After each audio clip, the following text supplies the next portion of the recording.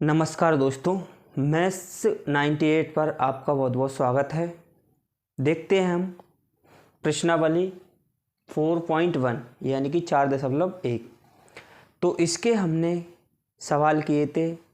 अब इसके आगे के सवाल हम इस वीडियो में करते हैं जो हमने पिछली वीडियो में किए थे, और इससे आगे की ओर चलते हैं। जैसे हमको पहला दिया गया है, पहले नंबर पे हमने क्वेश्चन नंबर पहले पे किए थे, उसमें भी हमको द्विघात समीकरण बताना थी, लेकिन इसमें बोला गया है निम्न स्थितियों को द्विघात समीकरणों के रूप में निरूपित कीजिए। किसमें बताना है? द्विघात समीकरणों के रूप में निरूपित करना है। जैसे पहला क्वेश्चन हमसे बोला गया है इसका कि एक आयताकार भूखंड का क्षेत्रफल 528 मीटर स्क्वायर है। क्या बोला गया है? एक आयताकार भूखंड का क्षेत्रफल कितना है? 528 मीटर स्क्वायर है। तो क्षेत्रफल की लंबाई चौड़ाई दोगुने से एक अधिक है। क्षेत्रफल की लंबाई है नहीं, चौड़ाई के दोगुने से एक अधिक है। चौड़ाई के दोगुने से एक अधिक है। हमें भूखंड की लंबाई और चौड़ाई ज्ञात करनी है। तो हमें बताना है भूखंड की लंबाई और चौड़ाई किस में बताना है? द्विघात समीकरण में। तो देखते हैं, इसको हम हल करते हैं। तो हमसे बोला गया है आयताकार भूखंड दिया है, तो हम आयताकार भूखंड बनाते हैं। जैसे हमको एक आयत बनाना है,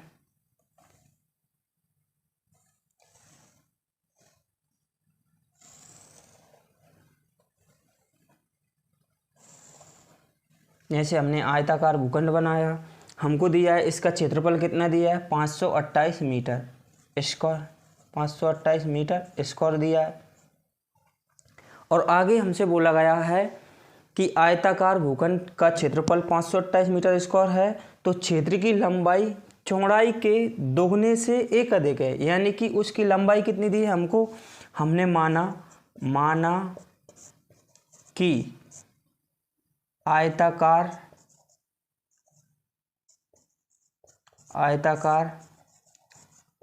भूखंड की चौड़ाई कितनी? x मीटर है। तो हमने क्या माना? x metre. तो आयताकार भूखंड की चौड़ाई कितनी दी है? x metre. तो हमने x मीटर मान लिया। और आगे हमसे क्या बोला गया है? चौड़ाई, लंबाई है नहीं, चौड़ाई के दोगुने से एक अधिक है। तो हमने इसलिए लंबाई, इसकी लंबाई कितनी होगी हमारी? दोगुने से, यानी कि x का दोगुना, तो यानी कि 2x प्लस 1, यानी कि दोगुने से एक अधिक है। तो इसकी हमारी लंबाई क्या होगी? 2x प्लस का 1। तो हमसे आगे बोला गया है कि इसकी लंबाई और चौड़ाई ज्ञात कीजिए। तो देखते हैं हम इसका हमें क्षेत्रफल निकालना है। तो आयताकार भूखंड का क्षेत्रफल क्या होता है? लंबाई इंटू चौड़ाई। तो हमको दिया गया है लंबाई इंटू चौड़ाई। तो लंबाई कितनी दी है हमको? x, और चौड़ाई क्या दी है? x, 2x प्लस का 1, ये हमको दिया गया है। तब प्रश्न अनुसार हमको दिया गया है कि x कोष्टक x प्लस का यानी 2x प्लस का 1 बराबर में 528। अब हमने x का इंटू 2x से किया, तो हमारे आ जाएंगे 2x स्क्वायर प्लस का x बराबर में क्या है? 528। 528 इस साइड आएंगे तो हमारे माइनस के हो जाएंगे। माइनस के कितने हो जाएंगे? 528 बराबर में क्या हुआ? 0। ये हमारा समीकरण बना। ये हमारा द्विघात समीकरण है। आगे हमसे क्या बोला गया है? तो हमको दिया गया है अतः भूखंड की लंबाई और चौड़ाई, हमें यहाँ पे लिखना है अतः भूखंड की लंबाई और चौड़ाई, लंबाई और चौड़ाई द्विघात समीकरण, द्विघात समीकरण 2x स्क्वायर प्लस का x माइनस के 528 को संतुष्ट करती है।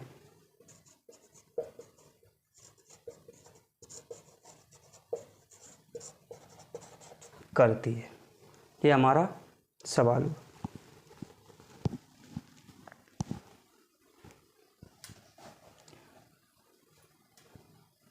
देखते हैं अगला क्वेश्चन। हमको दिया गया है कि दो क्रमागत धनात्मक पूर्णांकों का गुणनफल, क्या बोला गया, दो क्रमागत धनात्मक पूर्णांकों का गुणनफल 306 है। तो हमें पूर्णांकों को ज्ञात करना है। क्या करना है? पूर्णांकों को ज्ञात करना है। देखते हैं हल। हमको दिया गया है, हमने माना पहला पूर्णांक, पहला पूर्णांक x है। पहला पूर्णांक क्या है हमारा? x है। तो अब देखते हैं हम इसका दूसरा पूर्णांक, तब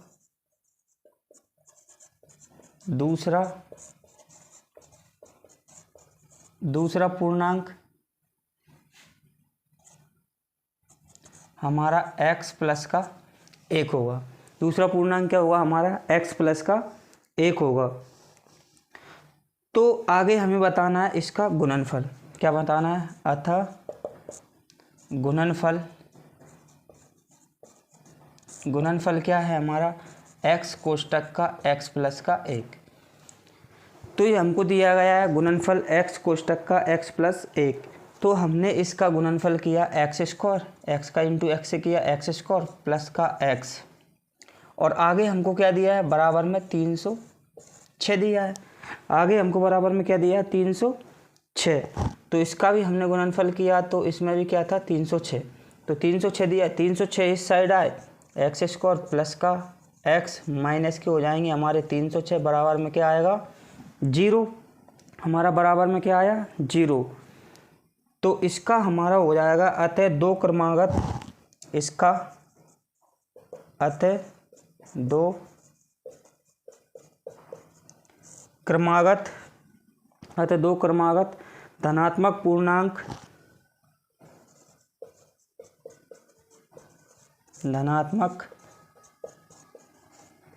पूर्णांक द्विघात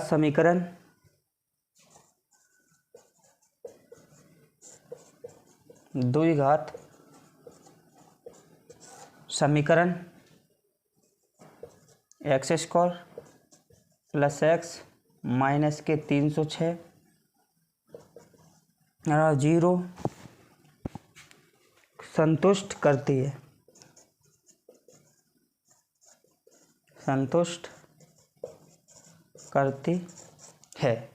ये हमारा द्विघात समीकरण है।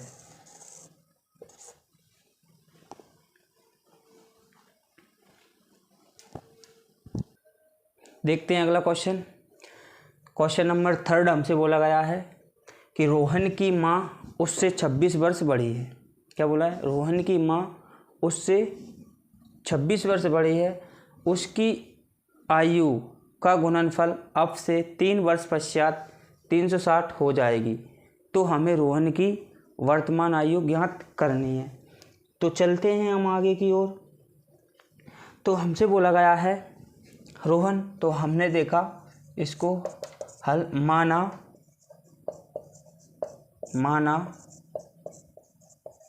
रोहन की आयु। तो रोहन की आयु क्या मानी हमने? x। तब रोहन की माँ की आयु, तब रोहन की माँ की आयु, तब रोहन की माँ की आयु क्या होगी हमारी? रोहन से कितनी बड़ी है? 26 वर्ष, x प्लस 26।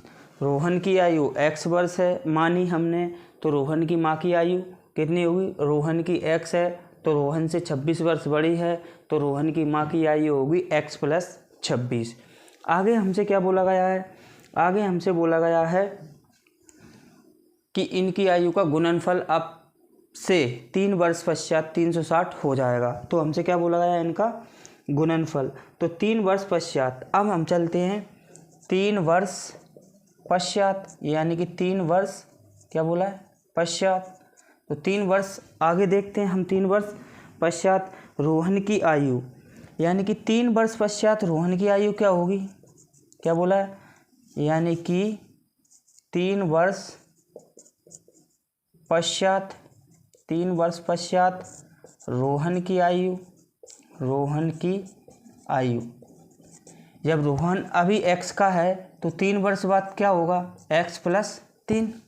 तो 3 वर्ष पश्चात रोहन की माँ की आयु, 3 वर्ष पश्चात रोहन की माँ की आयु, तो 3 वर्ष पश्चात रोहन की माँ की आयु क्या होगी, x + 26 की अभी है, इसमें 3 और जोड़ेंगे तो कितनी की हो जाएगी, x + 29।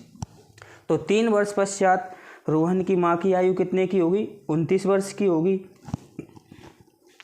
तो आगे हमसे क्या बोला गया है, हमें बताना है इसका गुणनफल। तो गुणनफल हमने गुणनखंड किया इसका गुणनफल, तो हमारा क्या है, रोहन कितने का है, x + 3 का, ये हमारा क्या है गुणनफल। रोहन कितने का है, x + 3 का, और रोहन की माँ कितने की है, x + 29, और हमको क्या दिया गया है, बराबर में 360। हमने इसका गुणनफल किया, x का x से किया तो हमारा x² आएगा, x का 29 से किया तो प्लस में कितने आएंगे, 29x। आगे चलते हैं, 3 का x से किया तो हमारा कितना आएगा, 3x, और 3 का हमने 3 का 29 से किया तो 9 का 3 से किया तो 27, और हासिल 2 आएगी, और 3 दूनी 6 और 2 8, यानी कि हमारा 87 आया, और यहाँ पे क्या हो जाएगा हमारा 360। अब हमने 360 में से हम 87, जो 360 इस साइड आएंगे तो किसके हो जाएंगे, माइनस के। तो हम इसको देखते हैं, जैसे हमको दिया गया है x², 29 में 3 जोड़ा तो हमने कितने हो जाएंगे, 32x, और हमें क्या करना है, जो प्लस के 87 हैं जो इस साइड आएंगे, प्लस के 87 हैं, और जो 360 उस साइड है इस साइड आएंगे तो माइनस के हो जाएंगे। तो 360 में से हमने 87 और माइनस किए तो हमारे कितने बचेंगे, 3, और हमारे यहाँ पे कितने बचेंगे, हमारे यहाँ पे, तो जहाँ पे बचेंगे हमारे 7 और 2, यानी कि कितना, 273। तो इसका हमारा माइनस का कितना बचेगा, 273, बराबर में क्या आएगा, 0। तो आगे की ओर चलते हैं हम। तो हमसे बोला गया है ये द्विघात समीकरण है या नहीं, तो ये हमारा कौन सा है, द्विघात समीकरण। अतः रोहन की आयु द्विघात समीकरण, क्या बोला है, अतः रोहन की आयु द्विघात समीकरण x² + 32x माइनस के 273 बराबर 0 संतुष्ट करती है।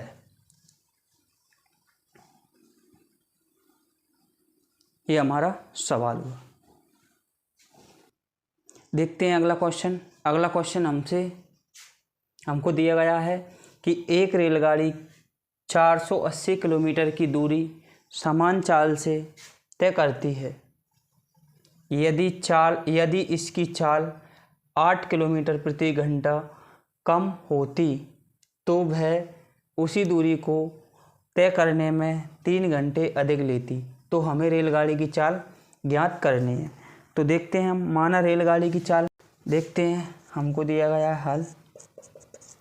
तो हमसे बोला है माना रेलगाड़ी की चाल, तो माना रेलगाड़ी की चाल क्या है, x किलोमीटर प्रति घंटे।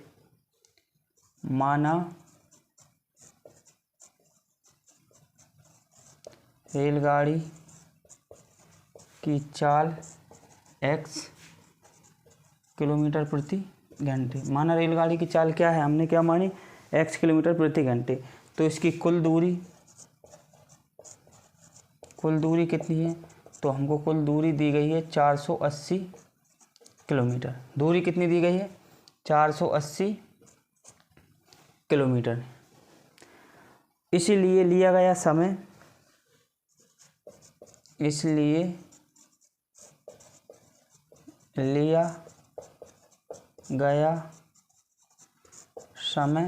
लिया गया समय कितना हो जाएगा, 480/x।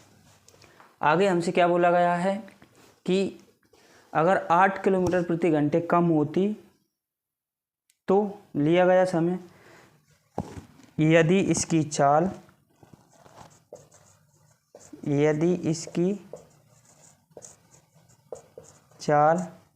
8 किलोमीटर प्रति घंटे कम होती तो लिया गया समय 480/x माइनस के क्या आता, 8। क्या आता, 480/x माइनस के 8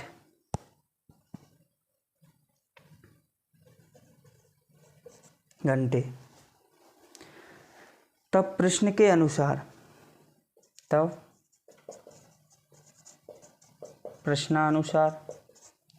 प्रश्न के अनुसार हमको क्या दिया गया है, 480/x माइनस के 8 माइनस का 480/x आएगा और बराबर में क्या आएगा हमारा 3, क्योंकि 3 घंटे क्या लेती, अधिक लेती। ठीक, यदि इसकी चाल 8 किलोमीटर प्रति घंटे कम होती तो वह उसी दूरी को तय करने में 3 घंटे कितनी लेती, अधिक लेती। तो आगे हमसे क्या बोला गया है, आगे हम इसको करते हैं।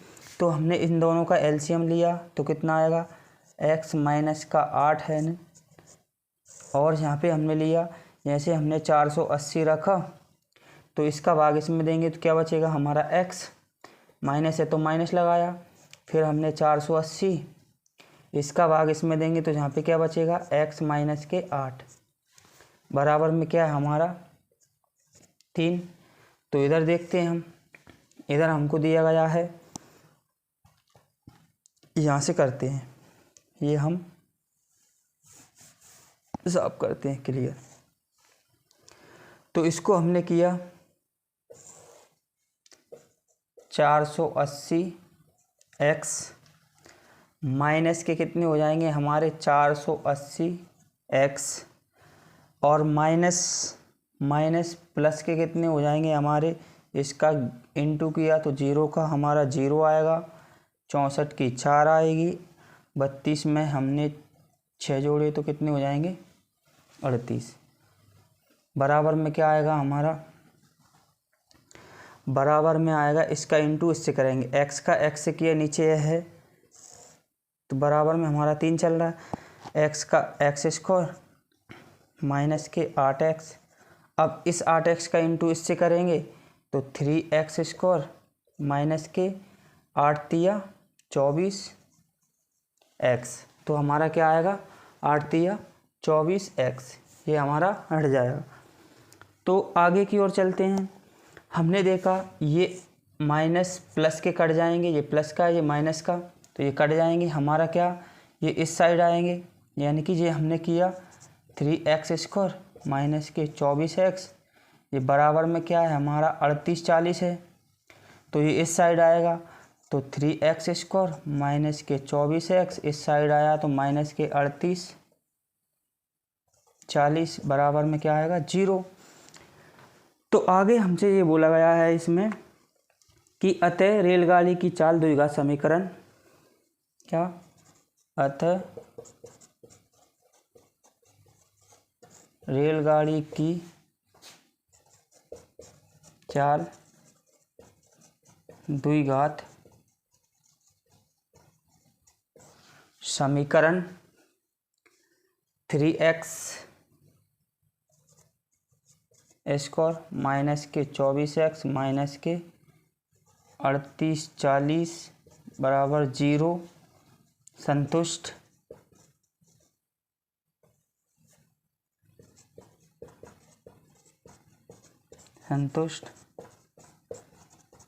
करती है। तो ये हमारा द्विघात समीकरण है।